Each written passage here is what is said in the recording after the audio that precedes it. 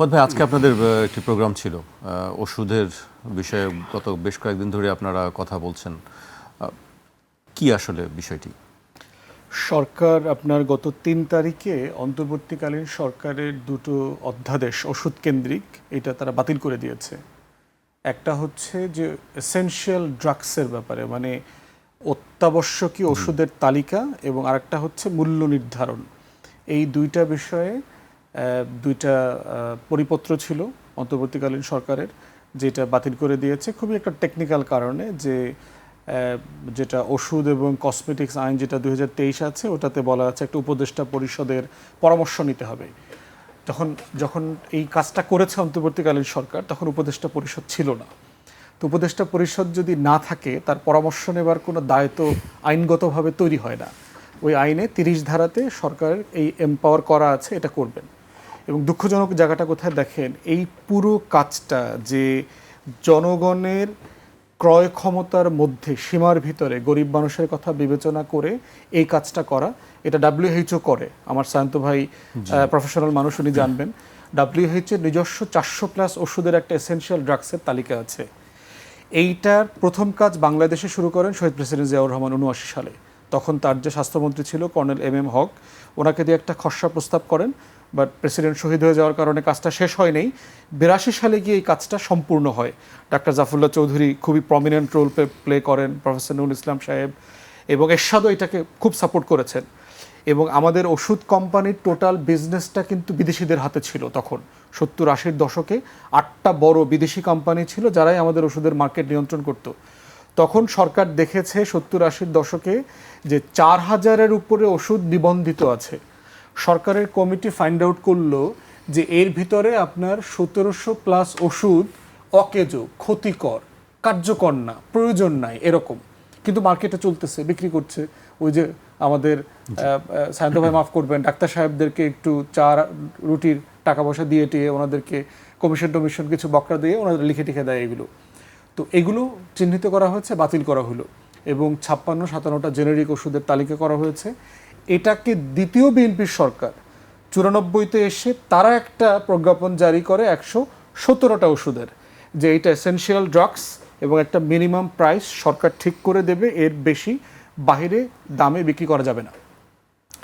এইটা যেহেতু 32 বছর আগের, এইটা সায়ন্ত ভাই বুঝবেন যে টেকনিক্যাল কারণেই অন্তর্বর্তীকালীন সরকার দেখেছে যে এই 17টা ওষুধের 30-32টা ছাড়া বাকিটা প্রায় অকার্যকর হয়ে গেছে। কারণ নতুন জেনারিক আসে, মানে আমি তো টেকনিক্যাল ভাষা এত সুন্দর করে বলতে পারবো না। নতুন আসে, জেনারিক নতুন ওষুধ আসে, কাছাকাছি ভালো মেডিসিন আসছে, ওগুলো নাই এখন আর।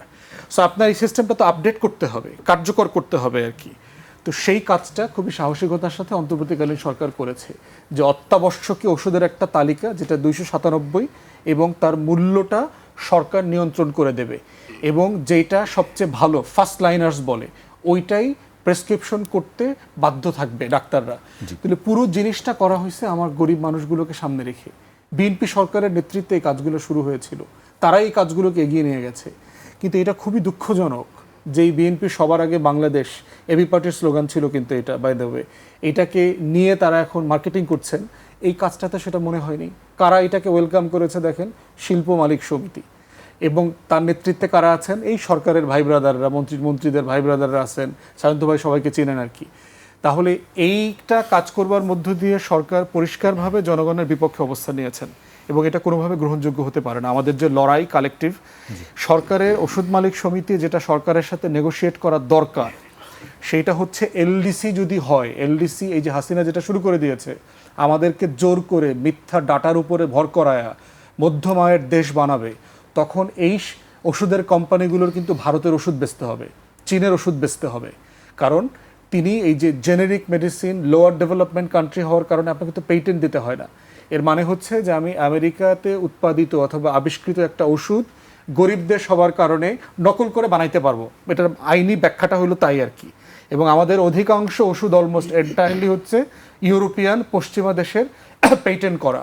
তা আপনি যখনই এলডিসি গ্র্যাজুয়েশন হয়ে যাবে, আপনি সস্তায় ওষুধ বানাইতে পারবেন না। ইকুয়ালি র ম্যাটেরিয়ালসের নিয়ন্ত্রণ আপনার কাছে নাই, ভারতের কাছে, চায়নার কাছে, ইউরোপের কাছে।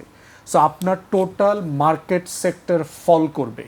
তাই ওষুধ মালিক সমিতি যারা আছেন তাদেরকে বলবো দয়া করে কোথায় পলিটিক্সটা করা দরকার, আগামী 3 বছর ভিক্ষা করে খাবেন না ভারতের ওষুধ বেচবেন, ওইটা ডিপেন্ড করবে আপনি এখন রাইট পলিটিক্সটা করতেছেন কিনা। জনগণের বিপক্ষে দাঁড়ায় না, রাইট জায়গাতে পলিটিক্সটা করেন, আপনার ব্যবসা করবার লাভ করবার সুযোগ আছে। কারণ যারা মানে মানে মূল্য যারা ঠিক করবেন তারা তো মালিক পক্ষের সাথে কথা না বলে ঠিক করবেন না, শুধু প্রফিট মার্জিন তারা কমাবেন। আপনি হিসাব করে দেবেন যে আমার র ম্যাটেরিয়াল আনতে এত টাকা খরচ হয়েছে, ম্যানেজমেন্ট কস্ট এত, প্লাস হচ্ছে আমার এত পরিমাণ লাভ করতে হবে।